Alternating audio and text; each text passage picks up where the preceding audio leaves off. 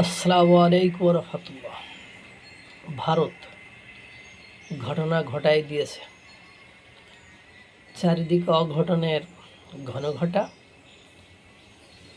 আপনারা জানেন সার্জিও গোর তিনি বাংলাদেশে এসেছেন। পররাষ্ট্রমন্ত্রী ডক্টর খলিলুর রহমানের সাথে বৈঠক করেছেন। বৈঠকের পরে খলিলুর রহমানের চোখ মুখ বলছে বৈঠকে যা আলোচনা হয়েছে তা বাংলাদেশের জন্য পজিটিভ কোনো কিছু নয়। এরপরে জানেন আপনি ভারত নিয়ে প্রশ্ন করা, আওয়ামী লীগ শেখ হাসিনাকে নিয়ে প্রশ্ন করার পরে সব না আমি এই বিষয়ে আলোচনা হয়নি এই উত্তর দিয়েছে। পরের দিন একটা হোটেলে এখন তো গোপনে দীনেশ ত্রিবেদী ভারতের হাইকমিশনার যিনি মন্ত্রী পদমর্যাদায় বাংলাদেশে রয়েছেন তার সাথে 1.5 ঘন্টার একটা বৈঠক করেছেন সার্জিও গোর। এরপর গতকালকে বাংলাদেশের মাননীয় প্রধানমন্ত্রী তারেক রহমানের সাথে বৈঠক হয়েছে। বৈঠক হওয়ার পরে সার্জিও গোর তিনি অবশ্য বলেছেন অর্থনৈতিক সহ বিভিন্ন বিষয় নিয়ে আলোচনা হয়েছে এবং বাংলাদেশের পক্ষ থেকে প্রেস ব্রিফিংয়ে যে কথা বলা হয়েছে সেখানে একটা জিনিস স্পষ্ট প্রতীয়মান হয় যে সেখানে বাংলাদেশের চেয়ে আমেরিকার স্বার্থটাকে বড় করে দেখা হয়েছে, অর্থাৎ বাংলাদেশের লাভের অঙ্কে শূন্য ব্যতীত আর কিছুই নয়। ইমার্জেন্সি গল্ফ খেলেই গল্ফ খেলা ছেড়ে দিয়েই দীনেশ ত্রিবেদীকে ঢাকা থেকে দিল্লিতে ডেকে পাঠিয়েছে নরেন্দ্র মোদীর সরকার। বুঝতেই পারছেন সার্জিও গোর, কারণ ভূ রাজনীতি। আমি প্রায় একটা কথা বলেছি, আপনি করেছেন আমেরিকার সাথে চুক্তি, সেই চুক্তির পয়েন্টগুলো যেগুলো আমরা জানতে পেরেছি সেগুলোতে যা লেখা রয়েছে তাতে করে ড্যাশ মারা সারা। আমি আপনি যদি ওই চুক্তির বাইরে যে কোনো কিছু করতে চাই তাহলে আমি আপনি বিপদে পড়ব। সেখানে চুক্তির একটা পয়েন্টে এরকম ছিল যে মার্কিন যুক্তরাষ্ট্রের যে শত্রু বাংলাদেশেরও তার শত্রু বিবেচনা করতে হবে। মার্কিন যুক্তরাষ্ট্র যার নিষেধাজ্ঞা দেবে বাংলাদেশকেও তার নিষেধাজ্ঞা দিতে হবে। মার্কিন যুক্তরাষ্ট্র যার সাথে ব্যবসা করবে না আপনি তার সাথে ব্যবসা করতে পারবেন না। আর আপনারা জানেন ভূ রাজনৈতিক প্রেক্ষাপটে চীন দক্ষিণ এশীয় অঞ্চলের পরাশক্তি, তার উপরে একের পর এক মার্কিন যুক্তরাষ্ট্র নিষেধাজ্ঞা দেয়।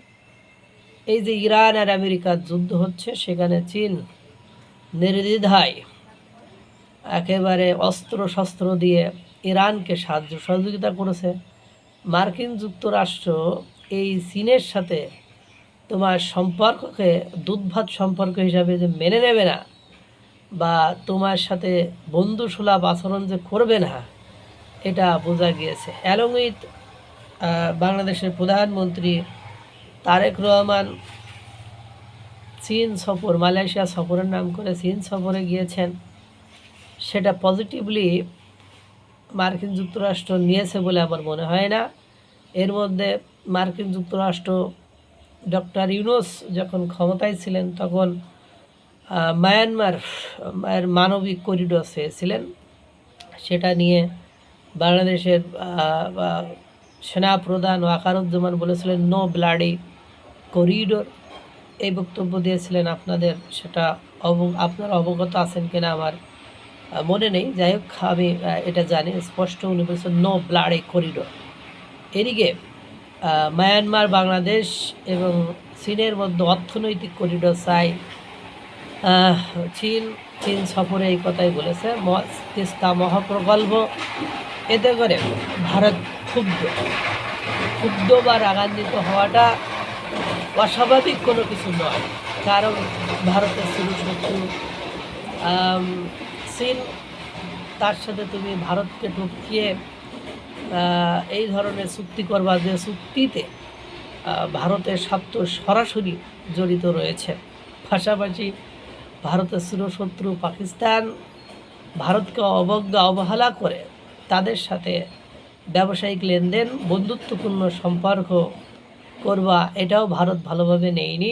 পাশাপাশি বাংলাদেশ সংখ্যালঘুদের উপরে নির্যাতন চলছে, ধর্ম অবমাননার নামে একের পর এক তাদের উপর নিপীড়ন নির্যাতন চালানো হচ্ছে। তারপরে পলাশবাড়িতে রাম মূর্তি নির্মাণের ঘটনাকে কেন্দ্র করে আপনার রাম মূর্তির গ্রাফিতি বা ছবিতে জুতা নিক্ষেপ, জুতা দিয়ে পিটানো, বিভিন্ন কর্মসূচি পালন করেছে। ভারতের প্রধানমন্ত্রী নরেন্দ্র মোদী কে অশ্রাব্য অকথ্য ভাষায় প্রতিনিয়ত গালিগালাজ করে। আপনারা দেখেছেন ভারতে ককরোচ জনতা পার্টি বিক্ষোভে যেসব পুলে পান নরেন্দ্র মোদী এবং তার মাকে নিয়ে গালিগালাজ করেছিল, তাদের সকলের বিরুদ্ধে এফআইআর হয়েছে। যদিও নরেন্দ্র মোদী ভিডিও বার্তাতে বলেছে, আমি ওদের ভুলগুলো ক্ষমা করতে চাই, কিন্তু এই সংস্কৃতি চলতে দিতে পারি না। পাশাপাশি যে কঠিন পদক্ষেপগুলো নিয়েছে, সেই পদক্ষেপগুলো কোনোভাবেই পজিটিভ ওদের দিকে যাচ্ছে না। আর এই ব্যক্তিকে যখন বাংলাদেশ থেকে দিল্লি না ঢাকা স্লোগান কনস্ট্যান্টলি দিতে থাকে এবং শুক্রবার আইলেই মিডিয়ার সামনে যে নরেন্দ্র মোদীকে অশ্রাব্য অকথ্য ভাষায় গালিগালাজ করে, সে আপনারা জানেন ভারত সরাসরি কারোর উপর কিছুই করে না। তারা জ্ঞানীগুণী মুনি ঋষিদের দেশ। তারা আমার চাচা মুক্তিযোদ্ধা উনি ছিলেন, উনি একটা কথা বলতেন, তুমি যদি কাউকে মানে মারতে চাও তাহলে তাকে দুটো জিনিস করে দাও, তার মধ্যে একটা হলো তাহলে অর্থনৈতিকভাবে পঙ্গু করে দাও। তা ঠিক ভারত সেই কাজটাই করে।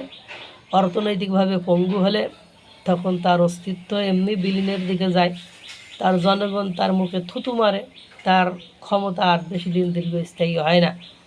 অর্থনৈতিক গেড়াকল এমনভাবে পড়ে যেটা বলার অপেক্ষা রাখে না। যাই হোক, খেলা যে ভারত সার্জিও গোরকে নিয়ে খেলে দিয়েছে সেটি বোঝা যাচ্ছে। দীনেশ ত্রিবেদী ইতিমধ্যে দিল্লিতে চলে গিয়েছেন জরুরি কলে। পাশাপাশি আপনারা জানেন বাংলাদেশের শহরগুলোতে পুলিশ সতর্কতা জারি করেছে, একের পর এক আমরা দেখেছি তল্লাশি চালাচ্ছে। রাজধানী ঢাকা শহরের বিভিন্ন স্থানে বিভিন্ন সময় ককটেল বিস্ফোরণ হচ্ছে, অবিস্ফোরিত বা বোমা পাওয়া যাচ্ছে। এবং এই মুহূর্তে আপনারা জানেন রাজধানী ঢাকা শহরে সহ বড় বড় শহরগুলোতে গ্যাস এবং তেল, গ্যাস এবং বিদ্যুতের সংকট প্রকাট আকার ধারণ করেছে। পাশাপাশি বাংলাদেশের ধর্ষণ, খুন, ছিনতাই, রাহাজানি এগুলো হিউজ পরিমাণ বেড়ে গিয়েছে।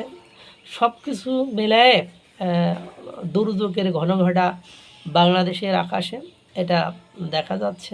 এরপরে কি হবে আল্লাহই ভালো জানে। কিন্তু ভারত যে ঘটনা ঘটিয়ে ফেলেছে বা ভারত যে কূটনৈতিক বিজয়ের খুব দ্বার প্রান্তে বা বিজয় লাভ করেছে, এটা বুঝতে আর বাকি নেই। আল্লাহ তাআলা সকলকে ভালো রাখুক, সুস্থ রাখুক। আসসালামু আলাইকুম ওয়া রাহমাতুল্লাহ।